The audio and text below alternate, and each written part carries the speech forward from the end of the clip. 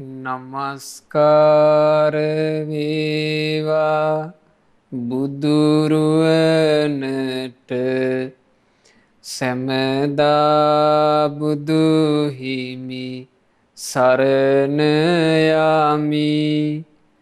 නමස්කාර වේවා දම්රුවනට සැමදා සදහම් සරණ යමි. නමස්කාර වේවා සංඝරුවනට සැමදා මහා සංඝ සරණ යමි. නමස්කාර වේවා තුනුරුවනට සැමදා තිසරණ සරණ යමි. සාදු සාදු සාදු. ගුරු දේවෝත්තම පින්වත් ලොකු ස්වාමීන් වහන්සේට මාගේ ගෞරවාදර වන්දනාව වේවා. සාදු සාදු සාදු. පූජනීය මහා සංඝරත්නයන් අවසරයි. සදහවත් පින්වතුනි, පින්වත් ධනලක්ෂ්මී රයිගම් කෝරාල මෑණියන්ගේ දූදරු මුණුපුරු මිනිපිරියන් විසින් අද දවසේ මේ ධම්මෝසද සද්ධර්ම දේශනාවට අනුග්‍රහය දරන්නේ. මේ දවස්වල ධම්මෝසද සද්ධර්ම දේශනාවෙන් අපි ක්‍රමක්‍රමයෙන් පැහැදිලි කරගනිමින් ඉගෙන ගන්නේ අපේ ජීවිතේ විනිවිද බලන ක්‍රමයක්. අපි ඉගෙන ගන්නවා පටිච්ච සමුප්පාදය. දැන් පටිච්ච සමුප්පාදය ගැන ඇයි මම ජීවිතේ විනිවිද බලන ක්‍රමයක් කියලා කිව්වේ? සාමාන්‍යයෙන් මේ ලෝකෙ පින්වතුනි අපි ජීවිතය ගත කරනකොට අපි සාමාන්‍ය ජීවිතය ගත කරන්නේ එක දේට නම් ගොත්තාගෙන ඒ නම් ගොත්වලට අනුව අපි කතාබහ කරමින් අපි මේ සාමාන්‍යයෙන් එදිනදා ජීවිතේ ගත කරන්නේ සම්මුතියක් තුළ. මේ සම්මුතියක් තුළ ජීවිතේ අපි ගෙවාගෙන ගියාට ඒ සම්මුතිය තුළ ජීවිතේ ඒ අවදිවලදී මේ දේ කරගන්න ඕන කියලා අපි නොයෙක් දේ අපේ ජීවිතේ මේ යන රටාවකට යෙදිලා තියෙනවා. හැබැයි මේ ඒ රටාව තුළ කෙනෙක් නුවණින් කල්පනා කරන්න ගත්තොත් එහෙම කෙනෙකුට තේරෙනවා ඒ රටාව තුළ මොකද්ද ලොකු හිදසක් තියෙන බව. ඒ හිදස සාමාන්‍ය කෙනෙකුට තියෙනවා කියලා තේරෙන්න පුළුවන්. නමුත් මේ සම්මුතිය තුළ යන ලෝක සත්‍යයට ඒකට විසඳුමක් ඒ හිදස පුරවා ගන්න පිළිවෙලක් අහුවෙන්නේ නැහැ. හැබැයි බුදුරජාණන් වහන්සේ කියලා කියන්නේ මේ ලෝකයේ ලෝක සත්වයාව සසර දුකින් නිදහස් කරවන උතුම් අරමුණින්ම සංසාර ගමනේ පාරමී උපපාරමී පරමත්ත පාරමී පුරලා උපදවගත්ත මහා ඥානයක් ඇතිව උන්වහන්සේ බෝසතාණන් වහන්සේ විදිහට මේ මනුලොවට වැඩම කළේ. ඒ මනුලොවට වැඩම කරපු මහා ප්‍රඥාවන්ත බෝසතාණන් වහන්සේ මේ ජීවිත කතාව මුළුමනින්ම අවබෝධ කළා බොමැඩදී. අවබෝධ කරගෙන ලෝකේ ශ්‍රී සම්බුද්ධත්වය සාක්ෂාත් කළා. ඒ ශ්‍රී සම්බුද්ධත්වයේ සාක්ෂාත් කරපු බුදුරජාණන් වහන්සේ තමයි සිරි සම්බුදු මුව මඩලින් මේ ජීවිතේ විනිවිද බලන ක්‍රමේ, මේ ජීවිතේ විනිවිද බලන ඥානය උපද්ද ගන්න ක්‍රමය දේශනා කළේ. ඒ බුදුරජාණන් වහන්සේගේ ධර්මයේ තුල සම්පූර්ණයෙන් තියෙන්නේ ඒ ඥානය උපද්ද ගන්න උපකාර වන දේ. එතකොට ධර්මය කියන එක සම්පූර්ණයෙන් අයිති කාටද? ධර්මය කියන එක අයිති බුදුරජාණන් වහන්සේටයි. බුදුරජාණන් වහන්සේ ඇතැම් අවස්ථාවල භික්ෂූන්ගෙන් ඒ කාලේ භික්ෂූන් වහන්සේලාගෙන් බුදුරජාණන් වහන්සේ සමහර කාරණා විමසනවා. ඒ විමසුවම භික්ෂුන් වහන්සේලා දීපු පිළිතුරක් තියෙනවා. භික්ෂුන් වහන්සේලා කියනවා භගවන් මූලකානෝ බන්තේ ධම්මා. අනේ ස්වාමීනි, මේ ධර්මයේ තියෙන්නේ භාග්‍යතුන් වහන්සේව මුල් කරගෙනනේ. භගවන් නෙත්තිකා, භාග්‍යතුන් වහන්සේව නේත්‍ර කරගෙනනේ. භගවන් පටිසරණ, භාග්‍යතුන් වහන්සේව පිළිසරණ කරගෙනනේ. සාදු බන්තේ භගවන්තන් ඒව පටිභාතු. භාග්‍යතුන් වහන්සේටම මේ අර්ථය වැටහෙන සේක්වා. භගවතෝ සුත්වා, භාග්‍යතුන් වහන්සේ ඒ වැටහීමෙන් යමත් දේශනා කරනවද ඒක අහගෙන භික්ඛු දාරෙස්සන්ති, භික්ෂුන් වහන්සේලා ඒ විදිහට මේක දරා ගන්නවා කියලා. එතකොට බුදුරජාණන් වහන්සේ තමයි මේ ධර්මයට නේතෘ, මේ ධර්මයට ශාස්ත්‍රු. ධර්ම රාජ කියලා කියන්නේ බුදුරජාණන් වහන්සේට. භික්ෂුන් වහන්සේලා විදිහට දහම් කතාව කරන අය කරන්නේ ඒ ශාස්ත්‍රූන් වහන්සේ වදාළ ධර්මය උපුටාගෙන ඒ දහම් කතාව කරන එක. එතකොට බුදුරජාණන් වහන්සේගේ ධර්මයේ තුලින් යම් ස්වාමීන් වහන්සේ නමක් ධර්ම කරුණු උපුට දහම් කතාව කරනකොට ඔන්න කෙනෙක් මේ සාමාන්‍ය විවහාරය තුළ ජීවත් වෙන මිනිසෙක් මේ ගැඹුරු දහම් කතාව අහනවා. අහදියාට තේරෙනවා මේ කියන දහම් කතාව තුළ විශාල අර්ථයක් තියෙනවා. ඒ විශාල අර්ථයක් තියෙනවා කියලා තේරුණොත් බොහෝ දෙනෙක් ගන්නේ, බොහෝ දෙනෙක් කියන්නේ හොඳ බණක්, ලස්සන බණක් අහන්න ලැබුණා අපට. ලස්සන බණක් අහන්න ලැබුණා, හොඳ බණක් අහන්න ලැබුණා කියලා බොහෝ දෙනෙක් කරන්නේ මේ එක්ක ඔන්න මේ ෆෝන් එක අරගෙන කෝල් කරලා කියනවා අපිට හරි හොඳ බණක් අහන්න ලැබුණා, අසවල් වෙලා විකාශුනේ, හරි ෂෝක් බණ කියලා ඒක තව පිරිසකට කියනවා. ඒ බණේ ජීවිතය ගැන ගොඩාක් දේවල් කියලා දුන්නා කියලා ඔන්න අපි හිතමු කතා කරලා කියනවා කියලා. බොහෝ දෙනෙක් කරන්නේ කියවන එක. ඒ කියලා සමහරවිට ඒ බණ අහලා ඇති වෙච්ච සතුට එයාට බොහොම පොඩි වෙලායි තියෙන්නේ. එයා එක ගොඩාක් දෙනෙකුට කිව්වා හොඳ බණක්, හොඳ බණක්, හොඳ බණක් කියලා. හැබැයි එයා සමහරලාට හිතන්නේ මේ ගේ ටයිල් කරගන්නේ කොහොමද? ඊළඟට අපේ මේ වැසිකිළියට අලුතෙන් කොමන්ට් එකක් හයි කරගන්නේ කොහොමද? අසවල් තැන පිළිවෙලක් කරගන්නේ කොහොමද? දරුවන්ගේ අර වැඩේ දෙනවා ඒක කරගන්නේ කොහොමද? මේ දැන් තියෙන ෆෝන් එක කැඩලා තියෙන අලුතෙන් මම ෆෝන් එකක් ගන්නෙ කොහොමද? මේ වගේ බොහොම පටු මානසිකත්වයක එයා හිර වෙනවා මිසක් එයාට මේ දහම් කතාව ඇහුවාට ඒ දහම් කතාව ඇතුලේ ජීවිතේ මෙහෙවන්න ලැබෙනවා කියන එක පින්වතුනි ඒක බොහොම කලාතුරකින් වෙන එකක්. එතකොට මේ අපි හිතන අපේ සාමාන්‍ය චින්තන රටාවෙන් සම්පූර්ණ පරිබාහිර එකක් මේ පටිච්ච සමුප්පාදය කියලා අපි ඉගෙන ගන්නේ. එතකොට අද මම මේ කියා දෙන දහම් කතාව ඔබ මේක අහන වෙලාවේ ඔබට යමක් මේ තේරුම් ගන්න පුළුවන්. නමුත් මේක අහලා ඉවර වෙච්ච ගමන් ඔබ ආයේ සාමාන්‍යයෙන් වැටෙන්නේ සාමාන්‍ය යන චින්තන රටාවට. මේ දහම් කතාවට ඊට පස්සේ වෙච්ච දෙයක් නෑ. සමහරට මේ දහම් කතාව ගැන මේ සටහනක් තියේ පැහැදිලි දහම් කතාවක්. ඒ ඇරෙන්න කිව්වේ මොකක්ද කියලාවත් අපිට අපේ සාමාන්‍ය චින්තන රටාව ඇතුලේ ඒක තියාගන්න බෑ. ආන්නේ නිසයි පින්වතුනි ශ්‍රද්ධාව කියන එක පෙරට අරගෙනම අපි මේ දහම් කතාව අහන්න ඕනේ. ශ්‍රද්ධාව කාගෙනද ඇති කරගන්න ඕනේ? බුදුරජාණන් වහන්සේ ගැනමයි ශ්‍රද්ධාව ඇති කරගන්න ඕනේ. අපි මේ ධර්මය අහනකොට ශ්‍රද්ධාවේ පිහිටලා නම් ධර්මය අහන්නේ. අපි ධර්මය අහන්න ඕනේ හැම ස්වාමීන් වහන්සේ නමකගේම ධර්මය අහන්න ඕනේ කොහොමද?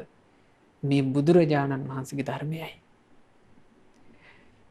මේ බුදුරජාණන් වහන්සේ වදාරපු දේ ඒ වදාරපු දේ ඒ ස්වාමීන් වහන්සේ කියන විදිහෙන් ඒකේ මේ රසවත් බව වැඩි වෙන්න පුළුවන්. එතකොට ඒ ස්වාමීන් වහන්සේ ලබන්න ඕන එකම එක ප්‍රශංසාවක් විතරයි. ඒ තමයි බුදුරජාණන් වහන්සේගේ දේශනාව ඒ ස්වාමීන් වහන්සේ හරි ලස්සනට පැහැදිලි කළා කියන ටික විතරයි. එහෙම ඇරෙන්න දැන් සමහරවිට අපි ගොඩක් වරද්ද ගන්න වැඩක්. අහවල් ස්වාමීන් වහන්සේගේ දේශනා ලස්සනයි. අහවල් හාමුදුරුවන්ගේ දේශනා හොඳයි. අහවල් හාමුදුරුවන්ගේ දේශනා නම් හරි ෂෝක්. අපි එහෙම ගන්නවා. අහවල් ස්වාමීන් වහන්සේගේ දේශනා, අහවල් හාමුදුරුවන්ගේ දේශනා එහෙම ගන්න ගියොත් එහෙම පින්වතුනි ඒ හිතන විදිහත් වැරදි.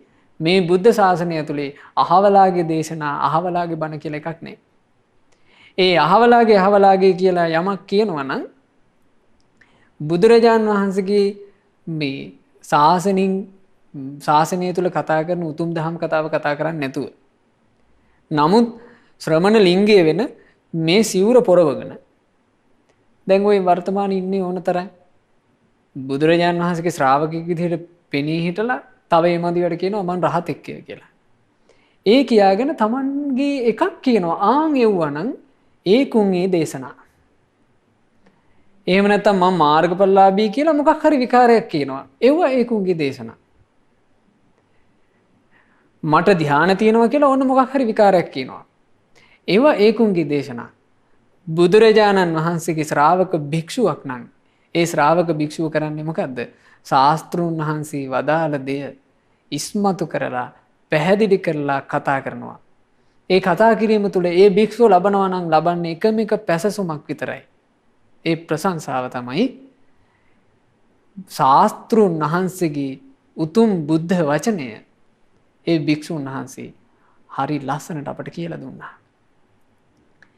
ඒ භික්ෂුන් වහන්සේ ඒක හරිම මිහිරට කියලා දුන්නා කියන ප්‍රශංසාව විතරක් ඒ භික්ෂුව ලබනවා. මේ ගාම්භීර දහම් කතාව පින්වතුනි බුදු නුවණකට අහු වෙනවා මිසක් මේක මේ සාමාන්‍ය කෙනෙකුට අල්ලන්න පුළුවන් එක නෙවෙයි. දැන් අපි පහුගිය වැඩසටහන් වලදී මේ දුක සකස් වීම එහෙම නැත්නම් පටිච්ච සමුප්පාද ක්‍රියාවලිය ගැන වැදගත් කරුණු කීපයක් ඉගෙන ගත්තා. මම සාරාංශයක් විදිහට ඔබට සිහිපත් කරනවා. දැන් ඕන්න මේ මනුස්ස ජීවිතේ අපි ඉපදිලා ඉන්නවා. ඒ ඉපදිලා ඉන්නකොට මේ ජීවිතය ඇතුලේ දුක කියන එක අපට පැහැදිලිව පේන එකක්. හොඳ කල්පනාවෙන් මිනිසෙක් ඉන්නවා නම් ඒ මිනිසයාට මේ ජීවිතය ඇතුලේ දුක දකින්නවා කියන එක අමාරු එකක් නෙවෙයි. මේකේ ලෙඩ වෙනවා පේනවා. මේකේ මේ වයෝ වෘද්ධ වෙනවා පේනවා.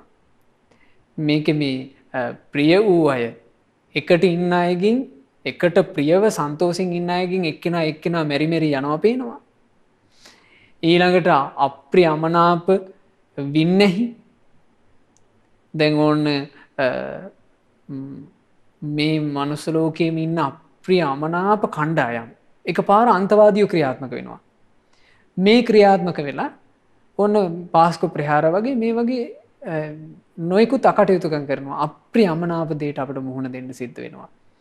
ඊළඟට ඕන්න දැන් කොරෝනා අප්‍රිය අමනාපයි නමුත් මුහුණ දෙන්න වෙලා ඒ ඇස්සේ මේන්න වැහැලා ගම් වතුර ගලනවා. අප්‍රිය අමනාප දෙයට මුහුණ දෙන්න වෙනවා. ඕන්න එහෙන් නාය යනවා කඩන් යනවා. අප්‍රිය අමනාප දේවල් වලට මුහුණ දෙන්න සිද්ධ වෙනවා. මෙව්වා අතරේ මැදි වුණාම ශෝක වැළපීම් දුක් දුම්නස් සුසුම් හෙලීම් අපි උරුම කරන් ඉන්නවා. මේ ඔක්කොම අරගලයට ජරා මරණ කියන මේ අරගලයට හේතුව මොකද්ද පින්වතුනි? අපි බුදු නුවණින් තෝරගත්තා මේ ජරා මරණ ප්‍රශ්නේ තියෙන්නේ ඉපදීම නිසා. අණ්ඩජව උපන්නොත් ඒ කියන්නේ බිත්තරයක ඇතුලේ උපන්නත් මේ ප්‍රශ්නේ. මව්කුසකින් උපන්නත් ජරා මරණ ප්‍රශ්නේ. තෙත් පරිසරයේ උපන්නත් ජරා මරණ ප්‍රශ්නේ. ඕපපාතිකව පහළ වුණත් උපන්නත් ජරා මරණ ප්‍රශ්නේ. ජරා මරණ ප්‍රශ්නෙට හේතුව ඉපදීමයි. ඊළඟට අපි තෝරගත්තා මේ විදිහට උපන්නේ ඇයි? උපදින්න හේතුව බුදුරජාන් වහන්සේ විග්‍රහ කළා භවයයි. භවය නිසා තමයි උපන්නේ. ඒතර භවය කියන කාරණේ අපි ලස්සනට තෝර බේර ගත්තා. භවය කියලා කිව්වම තුන් ආකාරයකට භවය පටිච්චසමුප්පාද කතාව විස්තර වෙනවා. කාම භවය, රූප භවය, අරූප භවය කියලා. හැබැයි භවය කියන එක අපි හොඳට විග්‍රහ කරගන්න ඕනේ. භව කියලා කිව්වේ මොකද්ද? කර්මය කුඹුරක් වීම. ඊළඟට විඥානයේ බීජය බවට පත්වීම. තණ්හාව වතුර බවට පත්වීම. එහෙම නැත්නම් තණ්හාව ඒ බීජය පෝෂණය කරන දේ බවට පත්වීම. මෙන්න මේ කරුණු තුනේ එකතු වීම භවය. දැන් ඒක මෙහෙම තේර බේර ගන්නකෝ. දැන් ඔන්න අපි ඉපදිලා ඉන්නවා. ඉපදිච්චි අපි උපන්දින සමරමින් ඕන්න ටික අපි උපන්දින සමරනවා. ඕන්න මට දැන් 30යි කියනවා. දැන් 35 ලැබුවයි කියනවා. ඊට පස්සේ 40 වෙනවා. 50 60 මෙහෙම අපි ගෙවිලා යනවා. ඒ ගෙවිලා ගිහලා ඔන්න අපි නාකි වුණා. දැන් අපේ මේ ශරීර කූඩුව කියන මැෂින් එකේ දැන් ලෙඩ. දැන් ඕන්න මේ හිටගෙන ඉන්න බෑ ඇඳක දාලා අපි ඔන්න වැටලා ඉන්නවා. ඒ වැටලා ඉද්දී ඕන්න මරණාසන්න වෙනවා. මරණාසන්න වෙනකොට ඔන්න එතකොට මිනිසෙකුට තේරෙන්න ගන්නවා කරපු කෙරුවාවල් ඔක්කොම දැන් ඉවරයි. ඇයි? දැන් මැරිලා යන්නම වෙනවා. මැරිලා යන්නම සිද්ධ වෙනවා. ඉතින් මේ දේ හැමෝටම මුහුණ දෙන්න වෙන දේනේ පින්වතුනි. ධනවත් මිනිසෙකුටත් වෙන්නේ ඔය දේ. නිර්ධනයටත් වෙන්නේ ඔය දේ. හොඳට ඉගෙනගත්ත උගතටත් වෙන්නේ ඔය දේ. හොඳ ප්‍රසිද්ධ වෙලා හිටිය කියලා හිතමු මේ සමාජයෙන් පිළිගන්න මිනිහෙක්. ඒ මිනිසයාටත් වෙන්නේ ඔය දේ. ඉතින් හැමදෙනාම මේක උරුම කරගන්නවා. දැන් මට මතකයි එක අම්මා කෙනෙක් ඔය වගේ ලෙඩ වුණා. ලෙඩ වෙලා ලෙඩ ඇඳට වැටුණා. දැන් මරණාසන්නයි. මේ මරණාසන්න වෙනකොට දරුවෝ මේ තමන්ගේ දරුවොත් එක්ක ඒ කිව්වේ අර ඇඳේ ඉන්න ආච්චි අම්මගේ මුණුපුරු මිනිපිරියොත් එක්ක දරුවෝ ඇවිල්ලා තිනවා මේ අම්මව බලන්න.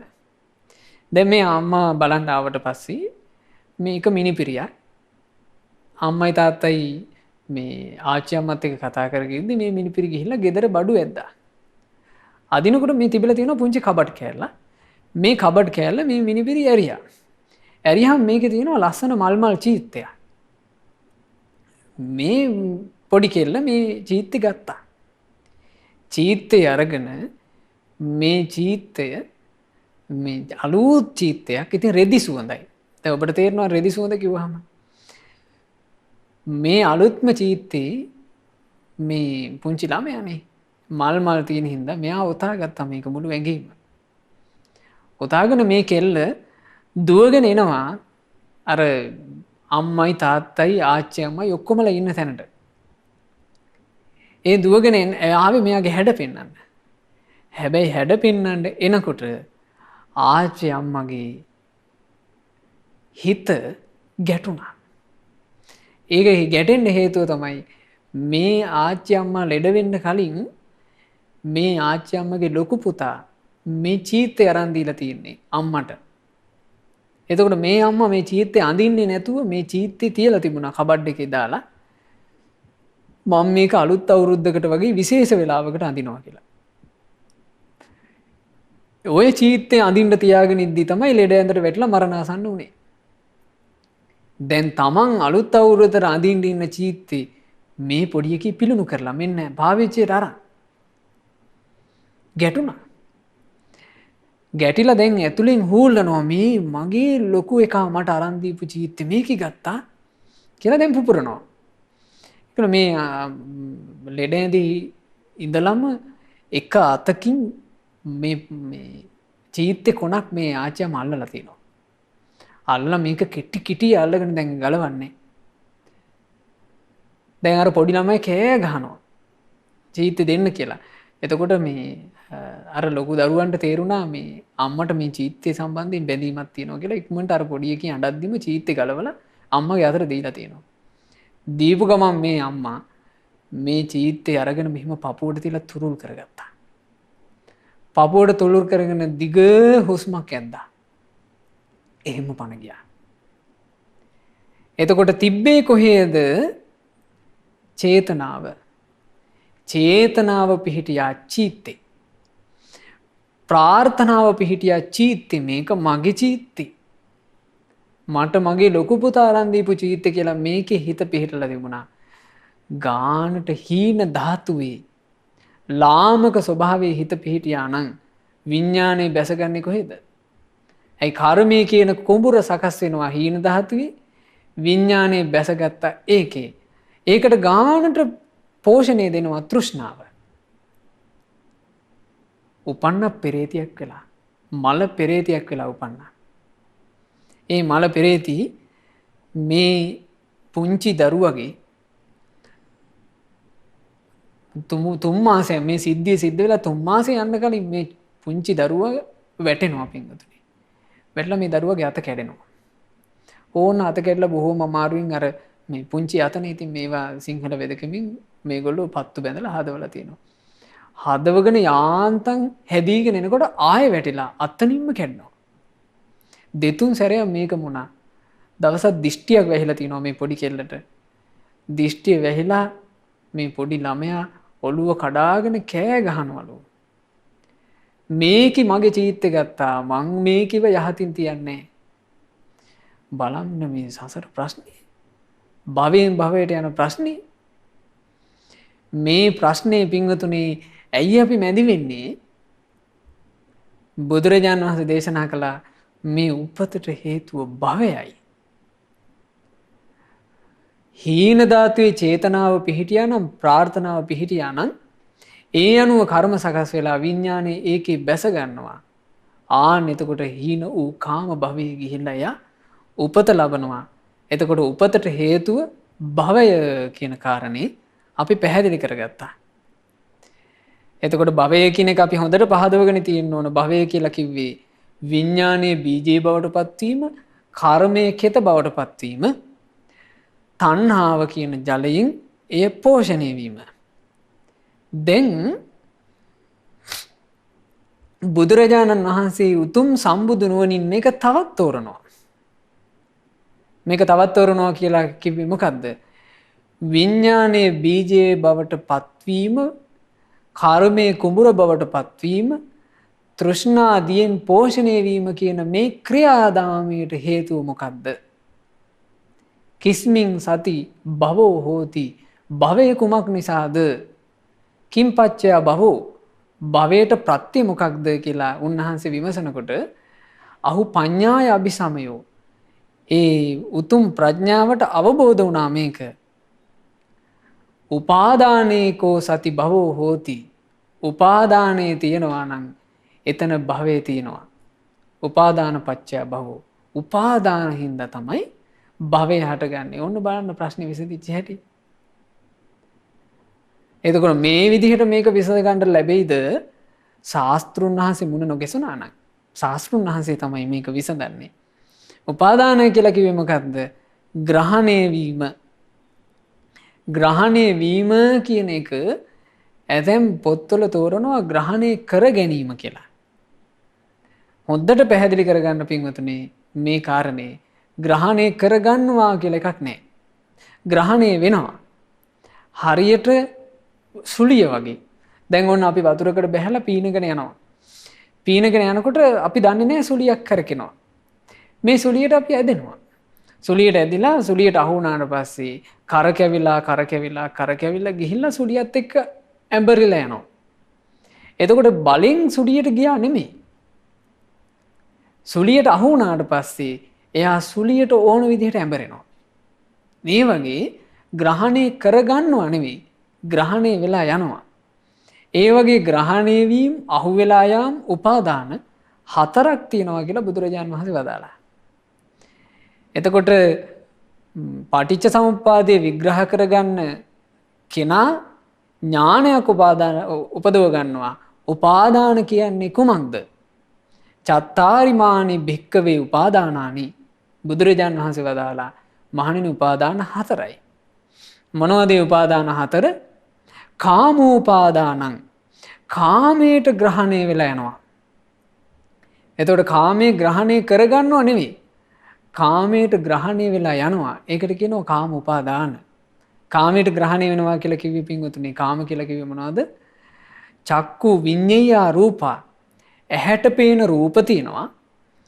ඉෂ්ඨ කාන්ත මනාප පිය රූපා. ඒක හරි ප්‍රිය ස්වරූපී. කාමෝප සංහිතා දැක්කාම කැමැත්ත ඇති වෙනවා. මේ කාමෝප සංහිතා රජනීය. මේක කෙලෙස් වගුරුවනවා. රාගය, ද්වේෂය, මෝහය ආදී කෙලෙස් වගුරුවනවා. ආන්නේ කෙලෙස් වගුරුවන විදිහේ රූප. කෙලෙස් වගුරුවාලන විදිහේ ශබ්ද. කෙලෙස් වගුරුවාලන විදිහේ ගඳ සුවඳ. කෙලෙස් වගුරුවාලන විදිහේ ප්‍රිය රස. කෙලෙස් වගුරුවාලන විදිහේ ප්‍රිය පහසට කියනවා කාම ගුණ. ඒ කාම ගුණය චන්දරාගයෙන් ගත්තහම ඒ කාම ගුණය කෙරෙහි සංකල්පීය රාගයක් ඇති කරගත්තාම ඒකට කියනවා කාමය කියලා. මෙව්වාට ඇදිලා යනවා.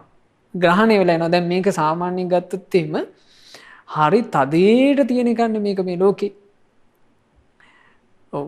දැන් සාමාන්‍යයෙන් මේ ධර්මය අහන අය වුණත් ධර්මය අහලා දැන් ඔන්න මහමෙවුනාවෙන් ධර්මය අපේ ගුරුදේවයන් වහන්සේ දහම් කසාව ඉස්මතු කරාට පස්සේ බොහෝ දෙනෙකුට හරි පැහැදිලිව බණ අහන්න ලැබුණානේ.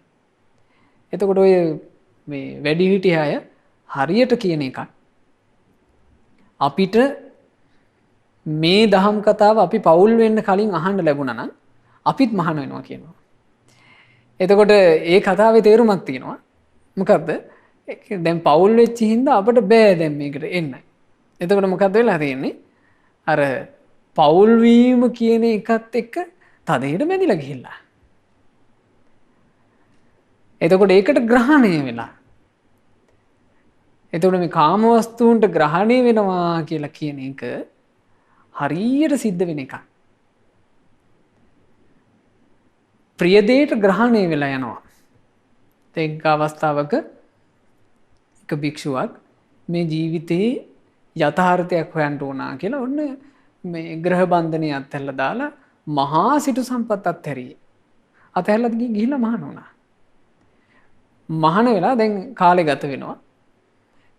අම්මා කල්පනා කළා මගේ මේ කොල්ලා අපරාධි තරුණ කාලේ මහාන වුණේ. මේ සිටු පවුල් මේ සිටු පරම්පරාවට යන කලදසාවක් නැහැ. මගේ කොල්ලා නැතුව මගේ කොල්ලා වයි ගෙන්න ගන්න ඕන. කොහොමද ගෙන්න ගන්නේ කියලා කල්පනා කරලා මේ වැඩේ බාර දුන්නා කියනවා මේ වෙසඟනකට. මේ වෙසඟන උපායක් යෙදුවා. උපාය තමයි දැන් අර මහාන වෙච්ච ස්වාමීන් වහන්සේ ඉන්නේ එක්තරා වනයක. මේ වෙසඟන ඒ පැත්තට යනවා. ගිහිල්ලා කුලියට ගෙයක් ගත්තා. ගේ අරගෙන අර පිණ්ඩපාතේ වඩින වීදියේ මෙය දානේ පූජා කරනවා. මුළු නගරෙම මිනිස්සුන්ට වඩා රහට උයනවා. දැන් රහට උයලා මේ ස්වාමීන් වහන්සේට දන් හෙන්ද බෙදන්නේ. දැන් මේ ස්වාමීන් වහන්සේ පිණ්ඩපාතේ වැඩම කරාම මේ ස්වාමීන් වහන්සේට තේරෙනවා මිනිස්සු පූජා කරන අනිත් දන් වලට වඩා අර ගෙදර දානේ රහයි කියලා තේරෙනවා. දැන් මේ සිටු කුමාරයා කියලා කියන්නේ ඉතින් ගෙවල් වල රහට කාලා හිටපු කෙනානේ. අර රහ කියන එකට අහු වුණා. එතකොට කලක් යනකොට අර ස්වාමීන් වහන්සේ හුරු වුණා රසට දානේ බෙදෙන ගෙදර උපාසිකාවගේ දානෙම පිළිගන්න. දැන් මේ ස්වාමීන් වහන්සේ ඒ ගෙදරත් එක්ක විශේෂ ලෙන්ගතුකමක් හදාගත්තා. ඒ විශේෂ ලෙන්ගතුකම හදාගන්න හේතුව මොකද්ද? රහ. බලන්න ග්‍රහණය වෙලා යන හැටි. අවසාන මේ උපායකටනේ ආවේ මේ වෙසඟන. ඇය දවසක් මේ ආරාධනා කරනවා ස්වාමීනි අදින් පස්සේ ඔය ගමේ ගයක් ගානේ පිණ්ඩපාතේ යන්න ඕනේ. ඔබ වහන්සේ වඩින්න අපේ ගෙදෙට්ට මම ඔබ වහන්සේට හැමදාම දන් හදලා දෙන්නම් කිව්වා. දැන් මෙයා රස තෘෂ්ණාවට අහු වෙච්ච කෙනානේ. හා කිව්වා. හාය කියලා දැන් වඩින්නේ ගෙදෙට්ට. දවසක් ගෙදෙට්ට වඩිනකොට දැන් මහ උපාසිකාව නෑ සේවිකාව තමයි දන් බෙදන්න ඉන්නේ. මේ භික්ෂුව අහනවා කෝ අපේ මහ උපාසිකා. කිව්වා අනේ ස්වාමීනි ලෙඩ වෙලා උඩ තට්ටුවේ. ලෙඩ වෙනා නම් මේ දානේ වළඳන්න කලින්ම අපි යන් එහෙනම් පොඩ්ඩක් ආශිර්වාදයක් කරලා ඉන්න කියලා. ඕන ගියා සේවක සේවිකාවත් එක්ක කාමරේට. සේවක සේවිකාව මේ භික්ෂුව කාමරේට දාලා දොර වැහුවා. දොර වැහුවාට පස්සේ අර කාන්තාවගේ ග්‍රහණයට ගියා සිවුරු වැටියා. එතකොට බලන්න මේ කාමයේ කියන එකට ග්‍රහණය වෙලා යන හැටි. ආන්න ග්‍රහණය වෙලා යන පළවෙනි එක ඒකට කියනවා කාම උපාදාන. ඊළඟට තව ග්‍රහණය වීමක් තියෙනවා. ඒ මොකක්ද? දිට්ඨි උපාදාන. දෘෂ්ටීන්ට ග්‍රහණය වෙලා යනවා. දෘෂ්ටීන්ට ග්‍රහණය වී යාම කියලා කියන්නේ ඊටාම භයානක එකක්. දැන් මේ ලෝකේ ගත්තොත් එහෙම පින්වතුනි ඔය අන්තවාදී කල්ලි හැම එකම එහෙමනේ. දෘෂ්ටි වලට ග්‍රහණය වෙලා යන්නේ. දැන් ඔන්න මේ මෙහෙත් සිද්ධ වුණේ පාස්කු ප්‍රහාරය. මේ දෘෂ්ටිකට ග්‍රහණය වෙච්ච පිරිසක්. මේ තරුණ වයසේ ජීවිත තමන්ගේ ජීවිතේම පුපුරවාගෙන මැරෙන්න තීරණය කරනවා දෘෂ්ටියක් නිසා. මොකද්ද දෘෂ්ටිය?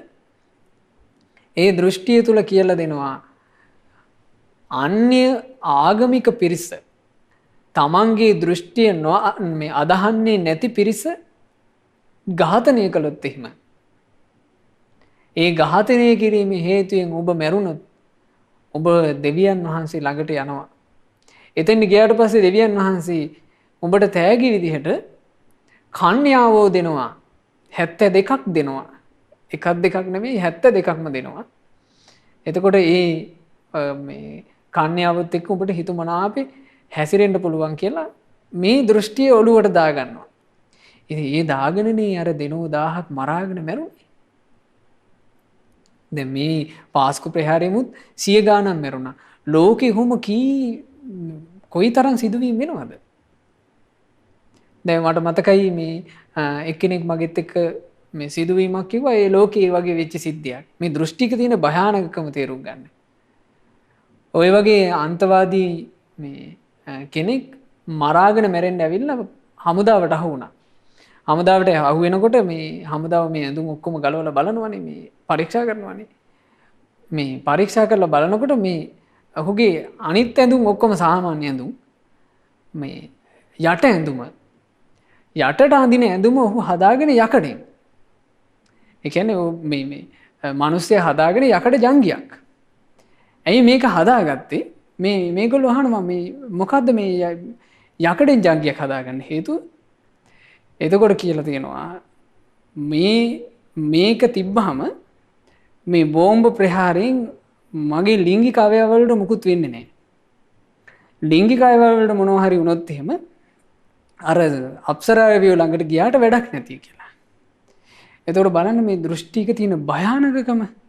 දෘෂ්ටි ගැන බුදුරජාණන් වහන්සේ දේශනා කළේ දිට්ඨි ගහණං, දෘෂ්ටි ග්‍රහණය, දෘෂ්ටි කැලය කියලා.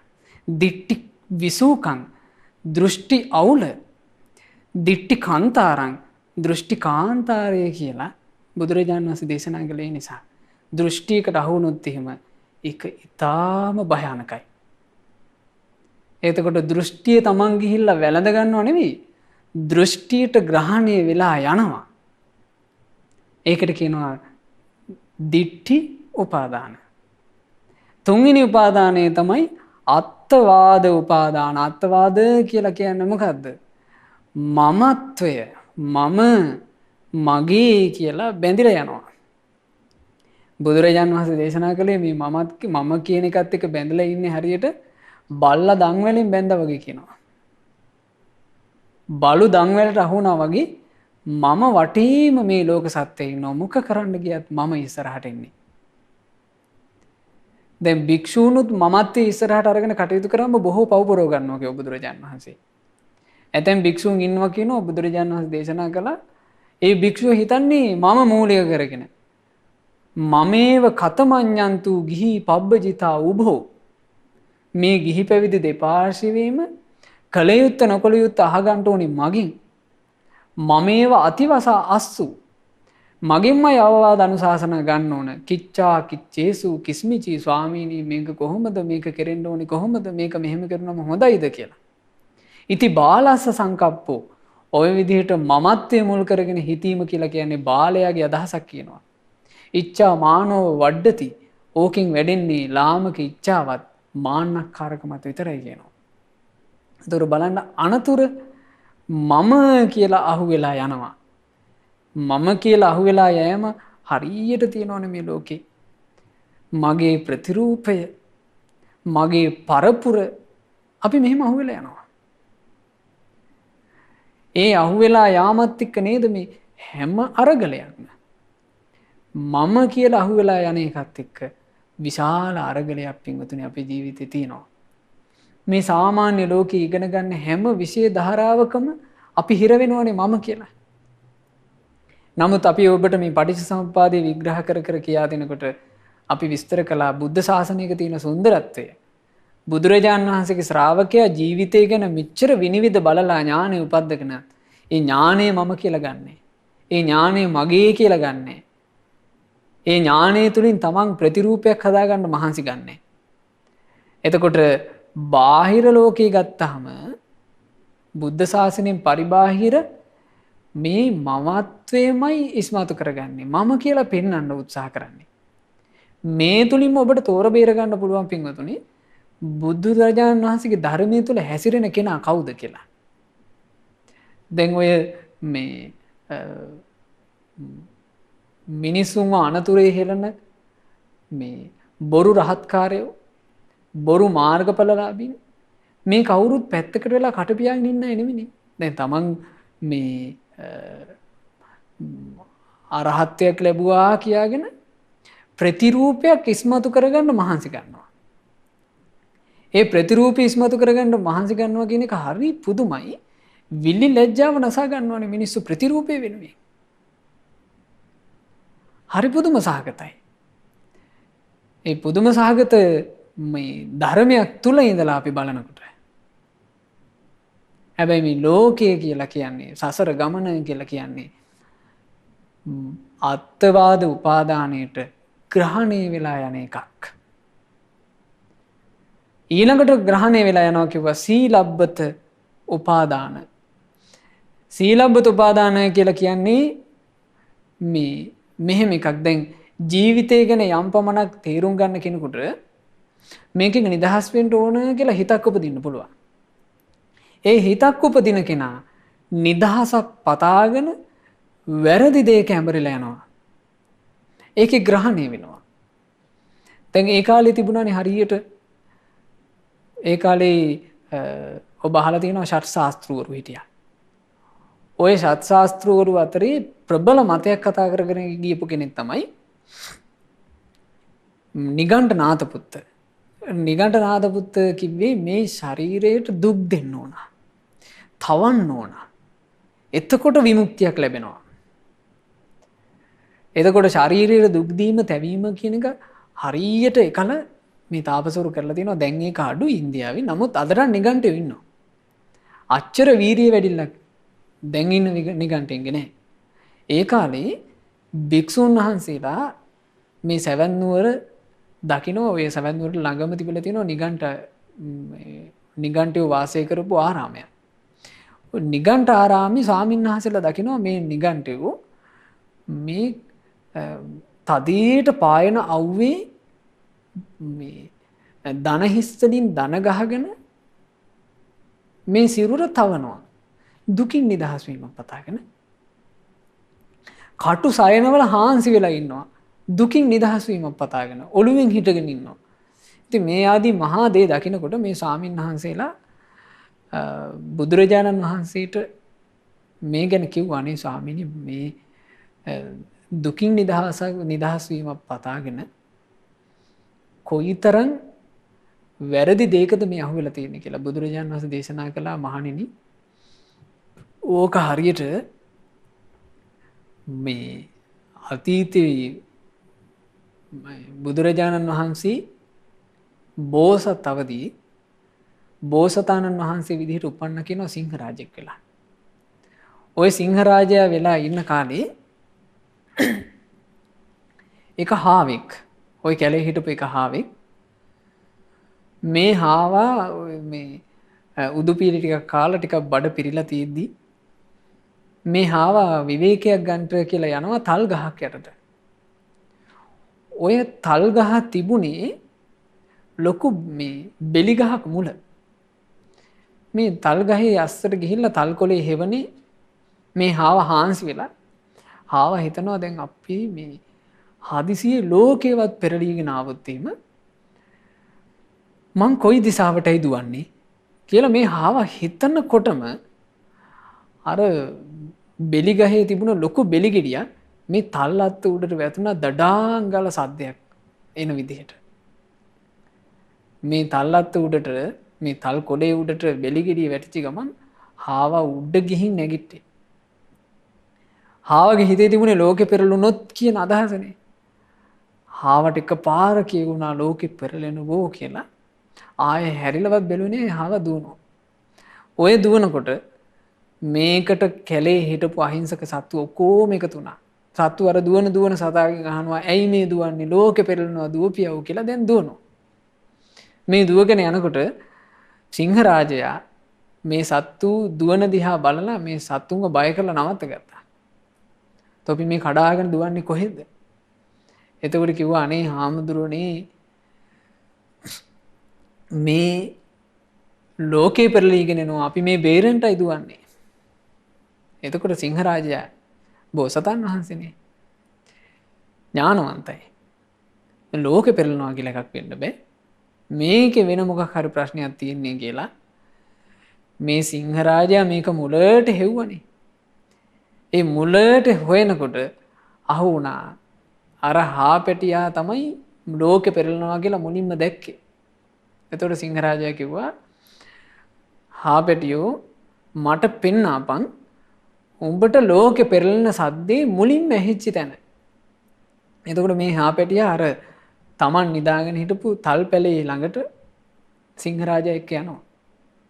එතකොට සිංහරාජයාට දකින්න ලැබුණා තල් කොලේ උඩට වැටිලා බිමට වැටිලා තියෙන ලොකු බෙලි ගෙඩිය. එතකොටම සිංහරාජයාට තේරුණා එහෙනම් උනේ මේක මේ තල්ලත්ත උඩට බෙලි ගෙඩිය වැටෙනකොට මහා හඬක් එන්නේ නැති මේකා බය වෙලා දිව්වා ලෝකෙ පෙරළුණා කියලා.